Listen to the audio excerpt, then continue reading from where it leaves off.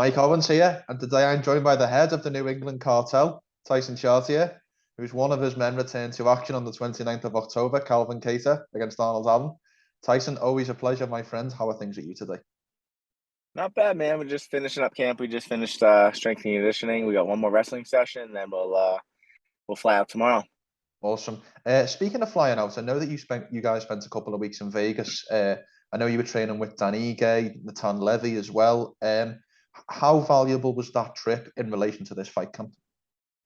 It's huge, man. Like anything we can do to make the fighter feel like he's doing that extra credit, Mm. just creates so much more confidence going into the fight. So, we just came off a 7-week camp with, we thought we beat Emmett, but 7-week camp, we got the L. This is another 7-week camp. Let's change it up a little bit. So, mentally we can go in there and be like, we did more this time, and obviously Arnold being a southpaw, being able to go out there and work with Natan and then grapple with someone like Dan Ige, who's like a world-class grappler himself. I think just paid dividends at the beginning of the camp to really kick things off the right way.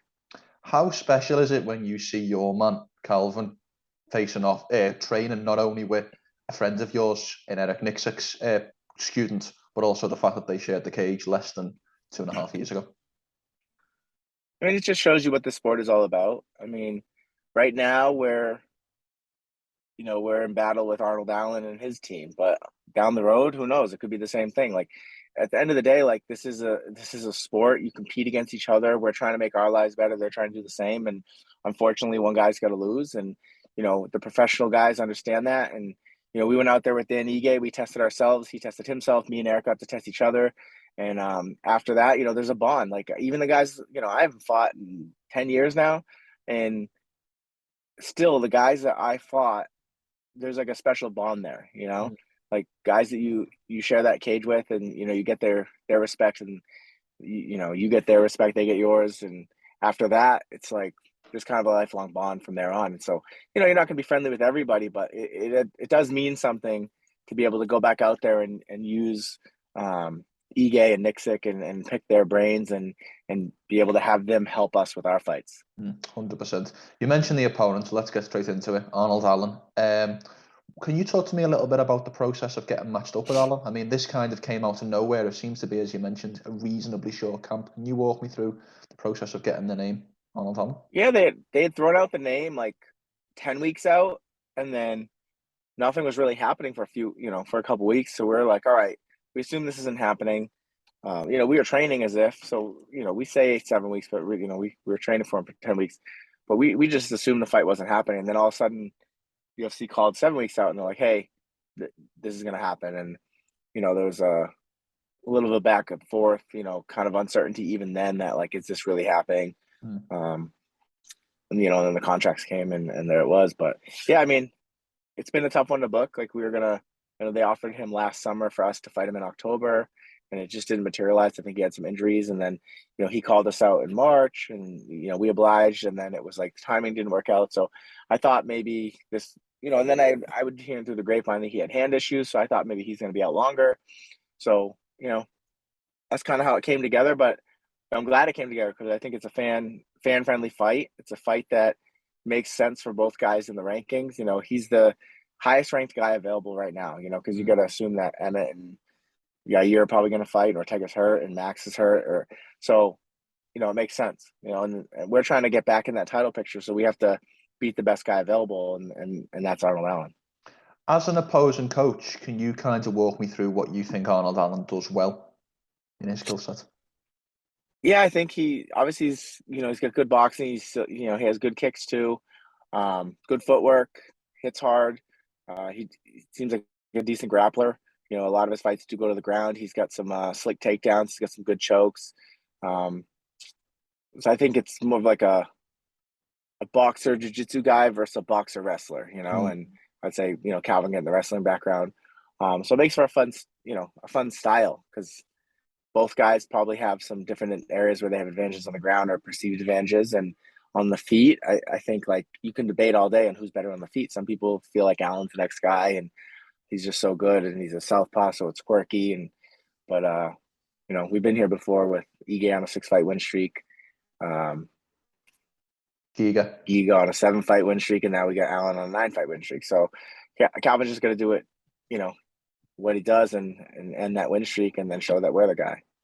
You mentioned there about the win streak. He's currently riding a 9-fight win streak. He's coming off, I think a lot of people would say, the most impressive win of his career, knocking out Dan Hooker in under a round.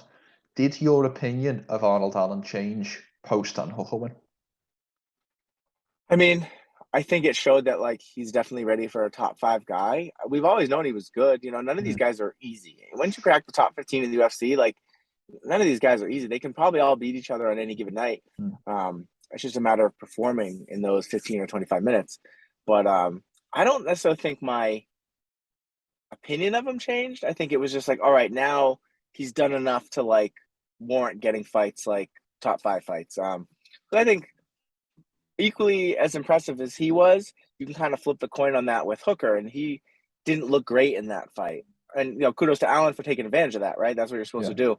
But Hooker looked kind of slow. He was kind of pitter pattering, and he got caught early. And then it would just turn into ball. But even though he got caught early, he still dropped Allen in that first scramble. He's doesn't even know where he is. He's probably just reacting, and he still clipped Allen and dropped him. Allen recovered quickly and did what he's supposed to do, and he finished the fight.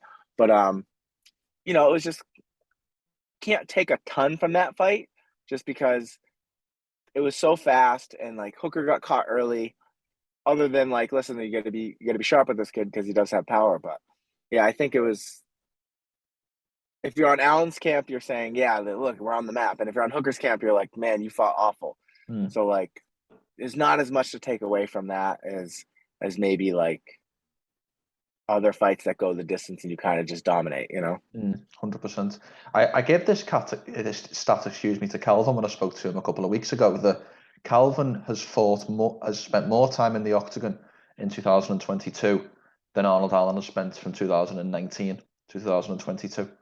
And there's been a lot made of Arnold's inactivity, let's say, his willingness to maybe only fight once a year. What are your opinions on this kind of inactivity and the kind of contrast between how much Calvin fights to maybe how little Arnold fights? I mean, it's hard to say because I'm not in his camp, so it's probably wouldn't be very professional for me to say what they should or shouldn't be doing. But I do think if he was more active, he'd definitely have more star power right now. You win 9 fights in a row in the UFC, that's impressive. Most people never do that. That's a really, really good win streak. Even if you're not fighting all top 10 guys or anything like that, 9 fights in a row, regardless of who you're fighting, is very impressive in the UFC. I just think it's resulted in if you're 9-0 in the UFC, you probably had a main event before that, and he's just never been in that position because it's been hard for him to get momentum just because of the time off, the lag, and it's hard to build momentum in the UFC. It's every week, it's the next news cycle, and when you're fighting once a year, or really once a year. He's been in the UFC since 2015. He's fought 9 times, so it's slightly more than once a year. It's hard to get momentum, and it's tough. I think sometimes it can be frustrating. Nothing's ever going to be perfect.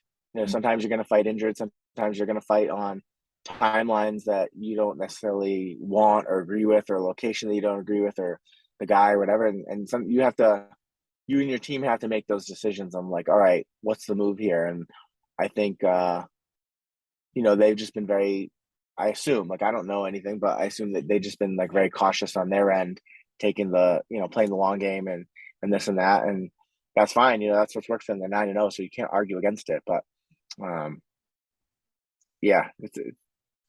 it definitely made me wonder if we were going to get the fight on 7 weeks' notice. Once they started talking, I was like, oh, this is long enough for him. I could see, is he going to take it? But none of that really matters. It's really just now the fight's here, and it's whoever performs on that night. And hopefully, we've gotten Calvin pretty prepared that I think it'll be him.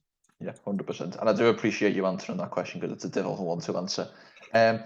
Let's talk about Calvin a little bit more. We've kind of talked about Arnold for quite a bit. I want to focus on Calvin. Post Josh Emmett fight in June, and obviously the split decision loss, which a lot of people feel was harsh on Calvin. Let's put it that way. What is Calvin's mentality like going into this fight? Probably pissed off. Calvin holds his thoughts on that stuff. He's not a complainer. he keeps that stuff tied to his chest. But I know, look, the whole team is pretty pissed off. We were annoyed with the way the decision came to be. Having one of the judges giving Emmett the 4th round, which confused us.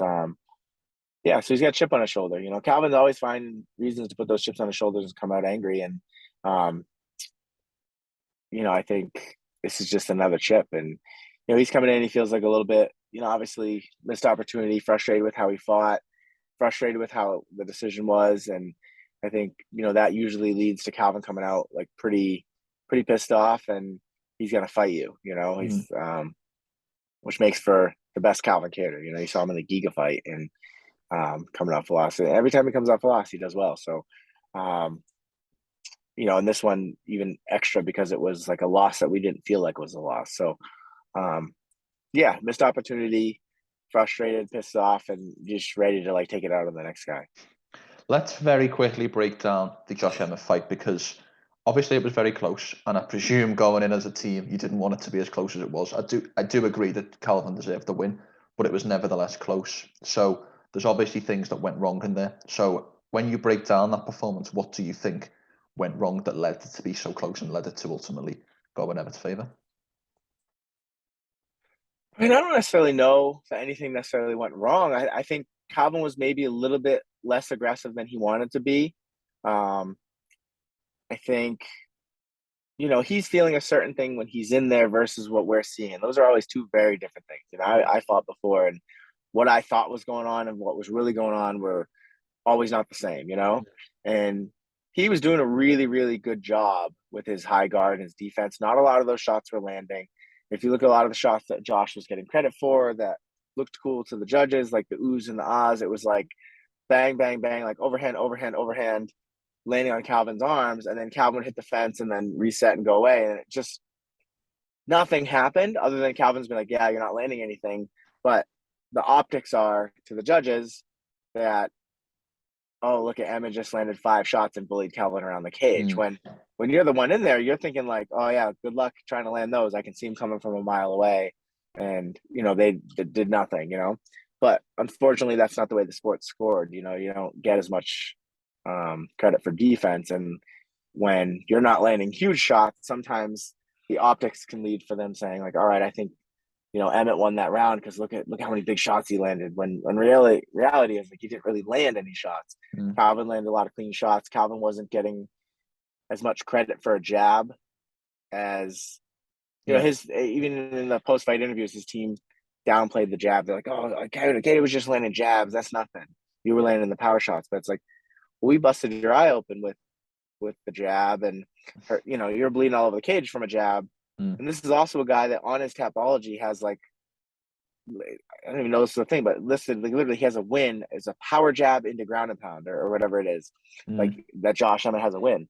So it's like, you can't tell us that you have a power jab listed as a knockdown on your Tapology, but then tell us that a jab does nothing. So you can't have it both ways, But obviously he's not the one that listed it on the Tapology. I'm just bitter. So, but I just think it's so that was frustrating. Is I think the judges didn't give enough respect to a jab because it's their lead hand. But the reality is like we busted them up with our jab. So like the damage was us, and damage is supposed to be the number one thing. And that's why it gets frustrated looking at that 4th round when we outstruck him. I think it was 41-21. We landed a nice spinning elbow, which stunned him. And then we put him off balance with a big right hand. And if you look at his face before the 4th round and after the 4th round, it was like very apparent who did more damage. So I just don't see how a judge can score that round for Emmett. So that was the frustrating part. Like when they read the decision, I was like, oh, damn it, they must have given him the first 3 because 1 and 2 were close. 3rd was probably Emmett. And then 4th and 5th, I thought we dominated. Yeah. And so then it was going to come down to how do they score the 1st and 2nd round. And then when they came out with the scores, I think it was Crosby had 1, 2, and 3 or Emmett, 4 and 5 for us. And then Lee had 2 for us and 5 for us, but gave 4 to Emmett, which was very confusing. So like had Lee given us the 4th round, which was, in my opinion, and on fan verdict and all that, was the most dominant round of the fight, then we won the fight. So that was the frustrating part. I wouldn't have we have no place to complain if they were going to say, oh, the first 3 rounds went to Emmett.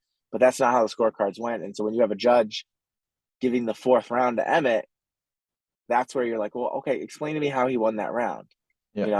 And then you fast forward a couple months and you have Andre Philly, Emmett's teammate, going in his post-fight press conference saying that judge should never be allowed to score another fight. Who is that guy? He's horrible. Well, that's the same guy that gave your teammate a win. So it's like, you know, and I agree with Philly on that one too. So it's it's just tough. It's like, yeah, I just think, yeah, I know I'm rambling, but it was, the jab didn't get enough respect. The shots landed, the shots that like were just, you know, blitzes that didn't like have any impact or land clean. I think we're probably getting too much credit just because of the optics. And then I think it was it brought up the issue of like, we need to figure out judging in the sport. It's very tough because some of these fights are just, you know, there's robberies and it's these guys' livelihoods. It's the money. It's the rankings. You know, if we go and win that fight, we're probably fighting for an interim title right now. Yeah. You know, so I don't know where Chris Lee is, but hopefully he hears this. keep him away from Calvin is what I'll say. But it feels like one of those fights where it's like the ultimate contrast between a casual viewing and a real fan's viewing. And what I mean by that is, as a casual fan, we'll probably see Emmett winging those great big shots, hitting Calvin's arms, and actually missing on quite a few. You know, half watching the fights with maybe a beer in hand, and see a completely different fight from someone who sits down and watches what actually lands. So it's one of those really frustrating ones. But as a team, going into this from a mental standpoint, is Calvin viewing this as a reset? He's on a 0-fight win streak and he's got to build back up, or is he on an unofficial 2-fight win streak trying to make this 3? Yeah, I mean, I don't know what Calvin thinks about that, but I've been saying after this fight, we're on a 3-fight win streak. You know, that can't argue with that. Like, yeah, you can argue with it because it says it's different on Tapology, but reality is, like, I think most people would agree Calvin wins this fight, we're on a 3-fight win streak. You know, that makes things really, really interesting in the division. So it's unfortunate that the decision went how it went, but like, we can't change it. All we can do is react to it and go out and beat the next guy and then pound our chest like we're on a 3-fight win streak and act as if. Of course. I couldn't talk about Calvin without mentioning Rob Font very quickly. He's obviously coming off the loss earlier on in the year to Chito Vera. I think I've seen interviews where you've said he won't fight in 2022. So what is the timeline for Rob's return in an ideal scenario? Realistically, like March or April. You know, he's having the baby in December in like 7 weeks here. And then he'll have like a month or two to just kind of chill with the baby, you know, learn how to be a dad for a little bit, probably take a bunch of advice from me, give him little tips, but, you know, just get that new adjustment to the new family member and the new life that he's going to have. And then ideally, then we have like 8 to 10 weeks to really dive into a camp. Like Rob's training right now as if like same workload that if he's in camp, it's just not the contact, you know, he's rolling live, he's wrestling, he's still not getting hit, but he's hitting mitts and stuff. So when it comes down to it, like, the workload won't be any different. It'll just be a schedule adjustment with the new baby. And then ideally we have like a full 8 weeks with a name that we're in camp for. So realistically, like March or April. Given the back-to-back losses that Rob's coming off against Aldo and Vera, it would be fair to presume that his next fight will be someone below him in the division. I think that's fair to say. So given the bantamweight division is so wide open at the moment, is there anyone who you look at a potential targets that you guys as a team would like to face next? Yeah, there's a lot of things that, like, you know, obviously it ends up being what the UFC wants, but I mean, a fight that I feel like makes sense for all parties is us and Cruz. You know, Cruz is a legend, former champ. That'd be a big name fight. He's ranked right below us. He's coming off loss to Chito as well. I think that makes for a fun fight. And I know Cruz isn't always super active. So, you know, when did he lose a couple months ago? And, you know, was it August maybe that he lost? August, yeah. So, yeah, so August to, you know, March or April is probably a good timeline for him. Obviously, he's an OG, so he'll have a lot of input based on that. But if I'm the UFC, I got to think that's a fight that makes sense. 100%. Final question on Rob is, obviously, as you mentioned, he's got the baby due in December. I know you're a guy with 3 kids. How does having a child affect your MMA career? What I mean by that is how does that change the dynamic of having this very selfish career where it's kind of got to be all about you in many ways, but also having a baby in the world?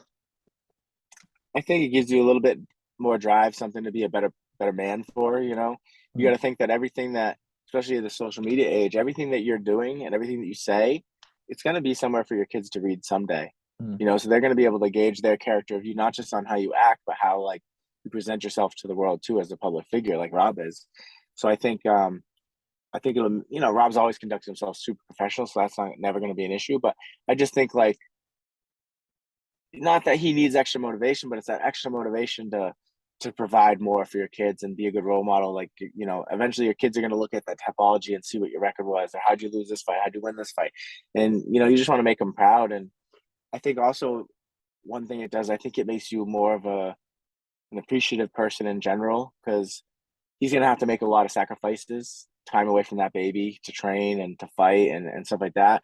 So I think if anything, it'll open his eyes to, like, all the people around him that are doing the same thing. And I feel like I did that when I had kids. I started looking at all the people around me that had kids, like, man, they were really, like, sacrificing for me. They were taking this time away from this kid to help me in my career. And it just made me so much more appreciative for them, knowing that they were doing that and that they were making me a priority. So I think, and then that leads into you being more appreciative that you get to do what you get to do. Rob gets to go out and fight on ESPN and these main events in the UFC and fight these legends. It's like, kind of puts everything in his perspective. Like, your kids are going to see this someday, and, like, you want to make them proud, and, like, what you're doing is something that's going to make them proud. So I think it just scopes your perspective a little different and makes you more appreciative of, like, what you're actually getting to do. So we always say we don't have to do this, we get to do this. And I think that's just another layer that adds to that feeling of, like, we get to do this.